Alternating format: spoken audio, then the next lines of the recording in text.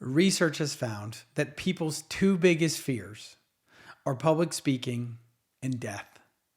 Comedian Jerry Seinfeld said it well. He said that means more people wish they were in the casket than giving the eulogy. Now, it's funny because it's true.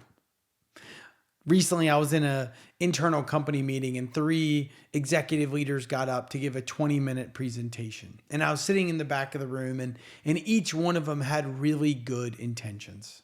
They weren't bad public speakers.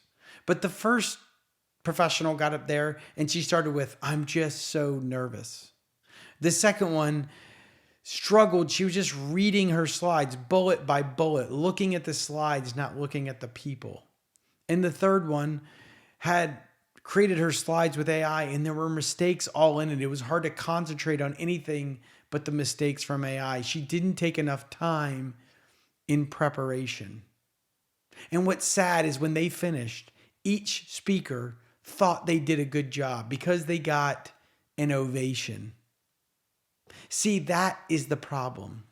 Not that a lot of leaders are bad speakers or have bad communication skills, but the ones that aren't very good or could really go up a level, they believe they're doing a good job. And here's what's tricky.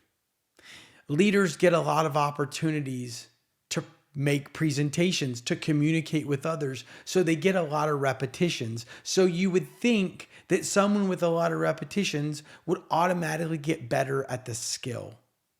But that's not how it works. In fact, if you're not very good from the start, you're just creating habits that are either good and or bad.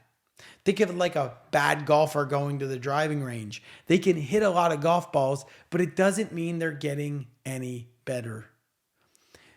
Here's the takeaway. Public speaking, becoming a good communicator in front of other people, that is a skill, which means people aren't born that way. You can develop the skill in order to get better, but you have to have a formula in order to do that. So in order to get better at any skill, public speaking or not, you need three parts. The first part you need is insight. You need to know what to focus on, where to get better at it. You need insight to help you do that. Step two, you need repetitions. You need to repeat it in small, incremental ways over time, slowly with intentional practice. But the secret is the third part. And that is feedback. So you have insight, you have repetition, and then you have feedback. So you can get a loop in order to get better to the insight. So then you can repeat it and get feedback. And that is the best way to build real skill. And public speaking and getting better at it is no different. In my work, coaching and developing leaders and watching what the best do and the worst do, what we found when it comes to presentation skills is that leaders tend to fall into one of three types of presenters. The first type of presenter is the informer. This leader gets up just to share the information. They have a lot of bullets, a lot of slides, a lot of data, a lot of graphs. They are out to inform you about information that you did not previously have. This is not necessarily a bad thing, but it can be a boring thing. Someone that's an informer, when they finish their presentation, you might actually have fought falling asleep or checking your phone. It wasn't that they were bad at presenting, but it certainly was boring. The second style of presenter, it changes a little bit. It's the Rambler. Now, the Rambler can be a really effective presenter. They can have moments that's very engaging and telling great stories. They have that little bit of maybe ADD in their mind where they just start going off on a tangent. They might not have prepared their presentation all that well. They tend to leverage or use their experience to kind of wing the presentation, thinking that their skills will carry the presentation forward. Again, there could be moments that are brilliant, but the audience is left thinking, what were they talking about again? What was I supposed to take away from that? You might remember one thing, but you also kind of want them to end because they're rambling so much. A little bit like I'm doing right now. Now, there's a third style when it comes to presenters, and that style is probably the most important because the third style is the inspirer.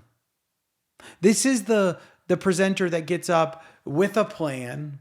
They've well prepared for their talk. They have moments and memorable things that you want them to take away. They use stories over facts. They're not against data, but they're going to position the story first and let the then data to support it. And they're trying to get some emotional response out of you so you care about what it is that they're talking about. So which type of presenter are you? Are you the informer? Maybe. Are you the rambler? Possibly. Or are you the inspirer? Now, the truth is that you could give a lot of presentations. In one, you could be number one. The second presentation, you could be a little bit more like number two. And the third, you might be a little bit more like number three, the inspirer. So nobody nails this every single time. Even the best public speakers and presenters in the world, they don't nail it every time, which is why they prepare so much and they refine after they give a presentation. So what could you do to be more like that inspirer presenter? Well, you have to do two big things. And it starts with first asking yourself a really important question. And that is, what do I know? What do they know? And how do I fill that gap? What do you know? What do they know? And how do you fill that gap? So that question, to get yourself ready, to get yourself in the frame of mind that you are there to serve them, not the other way around. And the second way you can do this is it starts with a mindset shift. You could think of it like a lighthouse or a spotlight. The best speakers in the world, they think of themselves as a light shining down on others to guide them on their way, to inspire them or to help them take action in whatever it is that they don't know or that they want them to do. Because the spotlight as a speaker is on you, whether you like it or not. But if you make it all about yourself and you're thinking, well, me, now you got the spotlight on you. And that is the wrong mindset to have as a leader. You're no longer thinking about the audience, you're thinking about yourself, which will almost always hurt your presentation. So here's what I want you to remember. Every time that you get an opportunity to speak in front of other people, you are either building your credibility or you are quickly eroding it. Think back to the story of the three leaders presenting internally. Did they build their credibility or did they slowly erode it? See, if they had thought about before, what kind of presenter do I want to be? Can I ask myself those two questions? Can I think of myself as a lighthouse versus a spotlight? Then it changes their approach. It makes them the inspirer presenter instead of the informer presenter. So the next time you're getting ready to give your presentation, think of what type of presenter that you want to be.